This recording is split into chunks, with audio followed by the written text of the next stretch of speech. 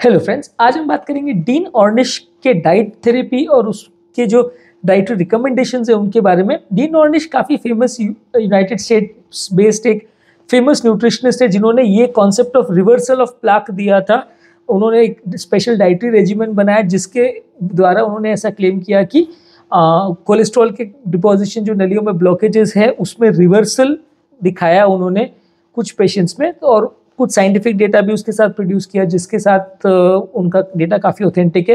काफ़ी बड़े लोग जैसे कि यूनाइटेड स्टेट्स के प्रेसिडेंट और बराक ओबामा या बिल क्लिंटन जैसे लोग के भी वो न्यूट्रिशन एक्सपर्ट रहे हैं, तो इसलिए काफ़ी फेमस पर्सनैलिटी है। उसके डाइट रेजिमेंट पर आज बात करेंगे, प्रोज एंड कॉन्स क्या है, प्लसेस माइनसेस क्या है, और एक ओवरव्यू जज करने का कोशिश करेंगे। क्योंकि काफ़ी लोग जिनको डीन ऑर्निश के बारे में खाली नाम सुना होता है, ये होता है, तो उनको ऐसा लगता है कि उन्होंने तो दिखा दिया प्लाक रिवर्सल हो सकता है। तो वो डेटा एक्चुअल में कितना ऑथेंटिक है, कितना रिलायबल है, और एक्चुअल रियल वर्ल्ड डेटा में उसको हम रिप्रोड्यूस कर सकते हैं कि नहीं कर सकते। क्या एक्चुअल में हम मान सकते हैं कि हर पेशेंट जिसमें हम डीन ऑर्निश का टाइप का डाइट अगर लिया जाए तो पेशेंट का कोलेस्ट्रॉल ब्लॉकेज रिवर्स हो जाएगा और एक्चुअल में कम हो जाएगा। तो उस चीज़ पर डिस्कस करेंगे। बेसिकली देखिए, डाइटरी रेजिमेंट से कोलेस्ट्रॉल ब्लॉकेज का प्रोग्रेशन कुछ हद तक कम हो सकता है। जो नलियों के ब्लॉकेजेस बढ़ने की गति है वो कुछ हद तक कम हो सकती है। हार्ट अटैक आने का चांस कुछ हद तक कम हो सकता है। इन्फ्लेमेशन कम हो सकता है। प्लाक स्टेबलाइजेशन हो सकता है। लेकिन वो रिवर्स हो जाए, जो नॉर्मल आदमी का कॉन्सेप्ट है कि यार किसी को अगर 70-80% ब्लॉकेज है वो 50 पे आ जाएगा, 40 पे आ जाएगा, तो वैसा यूजली प्रैक्टिकली पॉसिबल नहीं होता। इवन विद डीन ऑर्निश डाइट भी वो प्रैक्टिकली पॉसिबल नहीं है। ऐसा ज़्यादातर कोई डेटा अवेलेबल नहीं है। हमने आज तक किसी भी एक भी पेशेंट में नहीं देखा कि किसी पेशेंट को साल 2 साल 5 साल पहले एंजियोग्राफी में 70-80-90% का ब्लॉकेज रहा और अब वो 30-40-50 हो गया। कितना भी एग्रेसिव पेशेंट ने डाइट किया, मेडिसिन भी लिया और लाइफस्टाइल मॉडिफिकेशन भी किया, सब व्यसन को छोड़ दिया, उसके बावजूद भी वो 80-90% का 30-40% हो जाए, ऐसा यूजली कभी भी नहीं देखा। किसी भी कार्डियोलॉजिस्ट ने अभी तक डॉक्यूमेंटेड केसेस नहीं दिखाए हैं कि ऐसा कभी हुआ है। इन्होंने भी जो स्टडीज़ की या जो डेटा डॉक्यूमेंट किया उसके हिसाब से थोड़ा प्लाक रिवर्सल आप एक्सपेक्ट कर सकते हो। थोड़ा बहुत कोलेस्ट्रॉल का ब्लॉकेज कम होना, 2-5% का रिडक्शन एक्सपेक्ट कर सकते हो। बहुत ज़्यादा कम हो जाएगा वैसा यूजली चांस कम है। इवन हाई डोज स्टैटिन या कोलेस्ट्रॉल कम करने वाली मेडिसिन के साथ भी जो ट्रायल किया गया जिसमें कंपनीज एटलीस्ट ये चाहती थी कि ये कोलेस्ट्रॉल के ब्लॉकेजेस का रिवर्सल डॉक्यूमेंट कर पाए। ट्रायल्स का नाम ही इस हिसाब से रखा था कि रिवर्स ट्रायल, एस्ट्रॉयड, इसके अलावा एस्ट्रॉयड, मीटियोर, सैटर्न, ये सारी ट्रायल्स थी जो सैटर्न के साथ हुई। अलग अलग प्लैनेट्स के नाम पे उन्होंने रखा था इनका ट्रायल्स का नाम। पर इन ट्रायल्स में भी जहां उन्होंने बड़ी बड़ी एडवांस टेक्निक से भी असेसमेंट किया प्लाक के बारे में कि वो बढ़ रहा है, कम हो रहा है, किस रेट से वो बढ़ रहा है और स्टैटिन देने के बाद वो कम हो रहा है कि नहीं, तो उन्होंने भी 2-5% का रिडक्शन ही खाली डॉक्यूमेंट किया। कुछ खास ऐसा 85% का 80 हो गया या 82 हो गया तो वो बहुत सिग्निफिकेंट नहीं माना जाएगा कि 85 का 25 हो गया या एटलीस्ट 50% हो गया, वैसा सिग्निफिकेंट रिडक्शन नहीं डॉक्यूमेंट हुआ। जो थोड़ा बहुत भी रिडक्शन है वो माइल्ड है। तो इसीलिए कुछ हद तक आप कह सकते हो कि शायद ये बीमारियां थोड़े हद तक रिवर्सिबल है, पर वो डेटा भी बहुत क्लियर कट एविडेंस नहीं है, बहुत क्लियर कट डॉक्यूमेंटेड एविडेंस या प्रूफ उसके लिए अवेलेबल नहीं है। और दूसरा, वो 2-5% का अगर रिडक्शन हो भी गया तो वो कितना क्लिनिकली रेलेवेंट है, पेशेंट की ट्रीटमेंट स्ट्रैटेजी में कितना फर्क पड़ेगा, उसके हार्ट अटैक आने के चांसेस में कितना फर्क पड़ेगा, वो थोड़ा सा डाउटफुल है। तो बेसिकली डीन ऑर्निश डाइट में उन्होंने हार्ट अटैक या हार्ट के रिस्क रिडक्शन के बारे में बात करा था। इसमें बेसिकली बहुत ज़्यादा लो फैट और लो कोलेस्ट्रॉल बेस्ड अनप्रोसेस्ड फूड से भरी हुई डाइट थी। इसमें ज़्यादातर फलों को, सब्जियों को, होल ग्रेन्स को यानी अनप्रोसेस्ड ग्रेन्स को और लेग्यूम प्रोडक्ट्स को ज़्यादा लिया था। ये basically plant based low fat diet था जिससे कि उन्होंने डॉक्यूमेंट किया कि ब्लड प्रेशर कम हो सकता है, बॉडी का इन्फ्लेमेशन कम हो सकता है, कोलेस्ट्रॉल लेवल कम हो सकता है। ये सारी चीज़ें हार्ट हेल्थ के लिए कम है। एक स्टडी भी इसमें हुई थी जिसमें ब्लॉकेज का रिडक्शन का डॉक्यूमेंट उन्होंने किया था, वो बाद में डिस्कस करेंगे। पर ये डाइट के बेसिस पे इतना आप ज़रूर मान सकते हो कि देखिए, कोलेस्ट्रॉल कम होना, इन्फ्लेमेशन कम होना, ब्लड प्रेशर कम होना, ये हो सकता है क्योंकि ये सारी चीज़ें जो है बहुत लो सॉल्ट वाली चीज़ें है। साग सब्जी वगैरह आप ज़्यादा खाओगे तो उसमें नमक काफ़ी कम रहेगा। फ्रेश फ्रूट्स और वेजिटेबल्स खाओगे, होल ग्रेन्स खाओगे तो फाइबर कंटेंट ज़्यादा रहेगा। तो ये सारी चीज़ें कोलेस्ट्रॉल कम करने में और बीपी कम करने में मददगार है, ये सब जानते हैं। और ऑलरेडी हमने जो डाइट और कोलेस्ट्रॉल पर रिलेटेड वीडियोज़ किया उसमें भी हमने यही सारी चीज़ों पर बात करा है। तो वही कॉन्सेप्ट उनका है कि प्लांट बेस्ड डाइट उन्होंने रखा है और उसमें ताज़ा फल सब्जी और लेग्यूम्स और होल ग्रेन्स ये सारी चीज़ों पर ज़्यादा फोकस किया और बाकी चीज़ों को उन्होंने कट डाउन किया। एनिमल बेस्ड डाइट बिल्कुल ही कट डाउन किया है।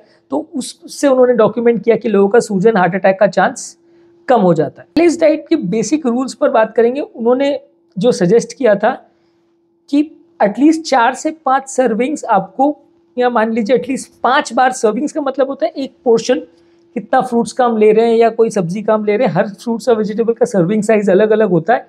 इसमें ताज़ा फल सब्जी का लगभग दिन भर में 5 सर्विंग आपको लेना है या 5 बार उसको लेना है एक फिक्स क्वांटिटी में। इसमें फाइबर कंटेंट अच्छा होगा, विटामिन मिनरल्स कंटेंट अच्छा होगा, क्रॉनिक डिजीज का रिस्क इससे कम हो जाएगा। इन्होंने ये बोला था कि रिफाइंड ग्रेन्स के बदले होल ग्रेन्स को लीजिए। होल ग्रेन्स में जैसे ब्राउन राइस है, क्विनोआ है, होल व्हीट ब्रेड है, ये सारी चीज़ों में फाइबर और न्यूट्रिएंट कंटेंट ज़्यादा अच्छा होता है, रिफाइंड ग्रेन से ये बेटर है। एनिमल फूड उन्होंने अवॉइड करने को बोला। कोई भी एनिमल फूड प्रोडक्ट, चाहे मीट है, डेयरी प्रोडक्ट्स है, एग्स है, फिश है, सारी चीज़ें उन्होंने अवॉइड किया। इनमें सैचुरेटेड फैट कंटेंट होता है जो कि कैंसर और हार्ट की प्रॉब्लम्स को बढ़ाता है। प्लांट बेस्ड प्रोटीन्स उन्होंने लेने को सजेस्ट किया, जैसे कि ओट, मूंगफली है, काबुली चना वगैरह है, बीन्स है, ये सारी चीज़ें, नट्स और सीड्स है, ये सारी चीज़ें प्लांट बेस्ड प्रोटीन्स के फॉर्म में उन्होंने सजेस्ट किया, जिसमें फाइबर कंटेंट अच्छा है और न्यूट्रिएंट्स अच्छे हैं। फैट इंटेक को कम करने बोला। दिन भर में 10% ऑफ कैलोरीज जो आपकी है वो फैट से आना चाहिए, और उसमें भी आपको अनसैचुरेटेड फैट्स या हेल्दी फैट्स जो नट्स, सीड्स या एवोकाडोज में आता है उनको ज़्यादा लेना है। प्रोसेस्ड फूड्स और फ्राइड फूड्स को अवॉइड करना है। इसके अलावा आपको शुगर एडेड नहीं लेना है, कोई भी चीज़ में शुगर जितना कम हो वो लेना है। कोई भी मीठी चीज़ें, सोडा है, आइसक्रीम है, केक्स है, पुडिंग है, ये सारी चीज़ें जिसमें ऊपर से शुगर डलता है वो सबको अवॉइड करना है। रेगुलर बेस पे एक्सरसाइज करना है, एटलीस्ट दिन भर में हर रोज़ 30 मिनट आपको एक्सरसाइज करना है। वॉकिंग, रनिंग, जॉगिंग, ये सब चीज़ें करना है। जितना ज़्यादा अग्रेसिव करे उतना अच्छा है। स्ट्रेस रिलैक्सेशन टेक्निक जैसे कि योगा, मेडिटेशन, प्राणायाम, डीप ब्रीदिंग, ये सारी चीज़ें आपको करनी है। इसके अलावा इनका एक सपोर्ट ग्रुप होता था, डीन ऑर्निश सपोर्ट ग्रुप्स, जिसके बेसिस पे वो सोशल सपोर्ट आपको, एक आपका मेंटल स्ट्रेस वगैरह को भी कम करेगा, मेंटल रिलैक्सेशन भी करेगा। और इनका एक सपोर्ट ग्रुप होता था जिसमें लोग एक दूसरे को भी केयर देंगे, और दूसरा हेल्थ केयर प्रोवाइडर यानी डॉक्टर के साथ भी आपको टच में रखेंगे, ताकि आपका कंपेरेटिवली प्रॉब्लम्स का होने का चांस, अगर कुछ हो भी रहा है तो पता चल जाए। तो ये उनका बेसिकली डाइट का रेजिमेन इस तरह का था, जो कि ज़्यादातर आपने मेरे सारे हाइपरटेंशन और डायबिटीज़ के वीडियोस देखे होंगे, उसमें ज़्यादातर सब में यही तरह की रेजिमेन को वो करते हैं। तो ये तरह का रेजिम करने से 100% ये तो ज़रूर है कि आपको बीपी में, शुगर में, कोलेस्ट्रॉल के प्रॉब्लम्स आने में कुछ हद तक फ़ायदा मिलेगा। लॉन्ग टर्म पूरा कम हो जाएगा या ख़त्म हो जाएगा और वो प्रॉब्लम हमेशा के लिए क्योर हो जाएगी, या आपका शुगर लेवल्स हमेशा के लिए क्योर हो जाएगा, ब्लॉकेजेस हमेशा के लिए कम हो जाएंगे, ऐसा यूजुअली बहुत ज़्यादा डेटा अवेलेबल नहीं है। इस डाइट का बेनिफिट क्या है? हार्ट का हेल्थ को इंप्रूव करता है, बीपी, शुगर, कोलेस्ट्रॉल को कम करता है जो कि हार्ट के रिस्क फैक्टर्स हैं। वेट लॉस करवाता है क्योंकि इसमें ज़्यादा फाइबर कंटेंट होता है जो कि पेट को भरा भरा रखता है, तो आपका ओवरऑल डाइट का कंजम्पशन कम हो जाता है, तो आपका वेट लॉस होता है। क्रॉनिक डिजीजेस का चांसेस को कम करता है। अलग अलग तरह के क्रॉनिक जो बीमारियां हैं, बीपी, शुगर, कोलेस्ट्रॉल से रिलेटेड, ये सारी बीमारियां कंपेरेटिवली कम होती है। जितना साग सब्जी, होल ग्रेन्स, लेग्यूम्स, ये सारी चीज़ आप खाओगे उसमें विटामिन, मिनरल्स और एंटीऑक्सीडेंट ज़्यादा रहता है, तो डायबिटीज़ का, कैंसर का, प्रेशर का, कोलेस्ट्रॉल का, अल्जाइमर्स डिजीज़, ये सारी चीज़ें का रिस्क कुछ हद तक कम हो जाएगा। मेंटल हेल्थ भी आपका कुछ हद तक बेटर रहता है क्योंकि आप स्ट्रेस रिलैक्सेशन टेक्निक्स कर रहे हो, योगा, मेडिटेशन वगैरह कर रहे हो, तो उससे आपका कुछ मेंटल हेल्थ या ब्रेन का जो स्ट्रेस एंजाइटी लेवल्स है वो भी कुछ हद तक कम होगा। डीन ऑर्निश डाइट का ये भी अच्छा है कि इसको लंबे समय तक लोग कर सकते हैं मेंटेन, क्योंकि कई बार क्या होता है, बहुत ज़्यादा स्ट्रिक्ट डाइटरी रेजिमेंट जो अगर लोग फॉलो करते हैं तो उसको मेंटेन कर पाना बड़ा मुश्किल होता है, क्योंकि वो लंबे समय तक कंटिन्यू नहीं कर पाते, थोड़े दिन करते फिर बंद हो जाता है, क्योंकि इस तरह की डाइटरी रेजिमेंट्स के साथ लंबे समय तक आपको बहुत वीकनेस वगैरह महसूस होने लगती है, आपकी एनर्जी लेवल्स कम हो जाते हैं। तो आप उसको लंबे समय तक मेंटेन कर पाओ, इस डाइट में काफ़ी चांसेस अच्छे हैं। और इसको अलग अलग तरह से आप एक दूसरे को देख के या अलग अलग इनकी सोसाइटीज़ के थ्रू आप अडेप्ट भी कर सकते हो, अपनी तरह से डाइट को मॉडिफाई भी कर सकते हो। तो बहुत फिक्स्ड रेजिमेंट नहीं है, अडेप्टेबल डाइट है और लंबे समय तक चल पाए इसके चांसेस इसमें अच्छे हैं। तो ये इस चीज़ के बेनिफिट थे डीन ऑर्निश डाइट के। कुछ नुकसान भी थे। कुछ लोग जो नॉन वेज बेस्ड डाइट खाते हैं, जिनको नॉन वेजिटेरियन फूड का शौक है, मीट वगैरह ज़्यादा खाते हैं, उनका कंपेरेटिवली उनके लिए थोड़ा मुश्किल था। डेयरी प्रोडक्ट्स इन्होंने बंद कर दिया था, वो थोड़ा सा मुश्किल है, क्योंकि डेयरी प्रोडक्ट्स अगर आप बंद कर दोगे तो बहुत सारे लोग का चाय, कॉफ़ी और ये सब भी कम हो जाता है। बहुत सारी चीज़ों में डेयरी प्रोडक्ट्स लगते हैं।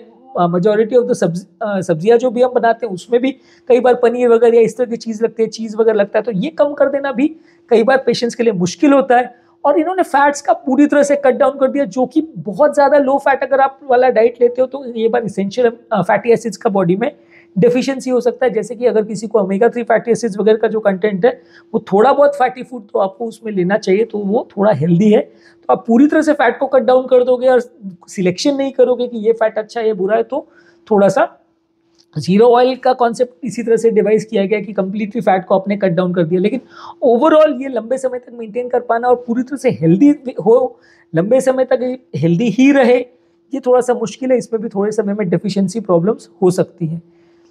कुछ लोगों के लिए थोड़ा सा एक्सपेंसिव हो सकता है, क्योंकि देखिए हर जगह स्ट्रेस रिलैक्सेशन करना, योगा मेडिटेशन वगैरह करना, pure vegetarian based diet maintain करना, ये अपने जैसे इंडियन कंट्रीज में फिर भी कंपैरेटिवली थोड़ा आसान है, क्योंकि अपने यहाँ वेजिटेरियन डाइट के कॉम्बिनेशन बहुत इजीली अवेलेबल है।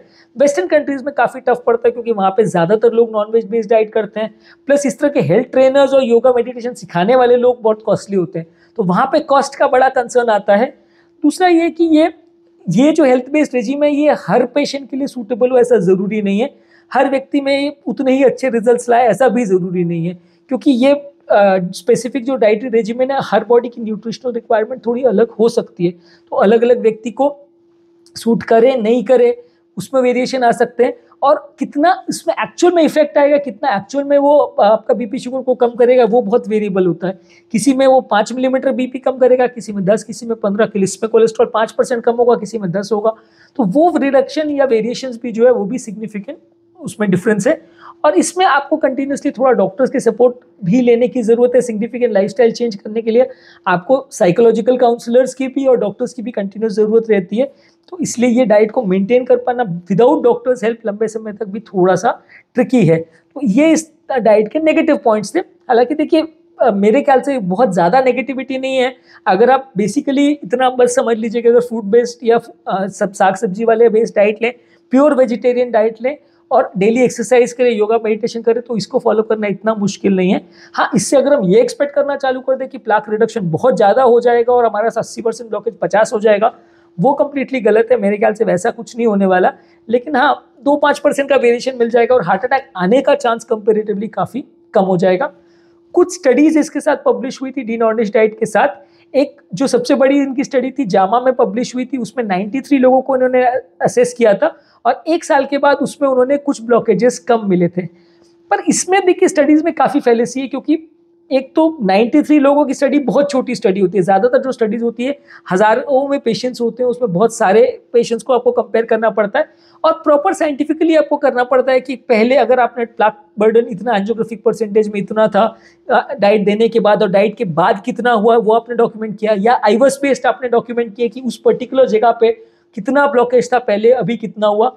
बहुत ज़्यादा साइंटिफिकली करी हुई स्टडी नहीं थी और बहुत बड़ी स्टडी नहीं थी, इसलिए इस अकेले डेटा के बेस पे हम एक्सट्रापोलेट नहीं कर सकते कि सबके साथ ऐसा होगा।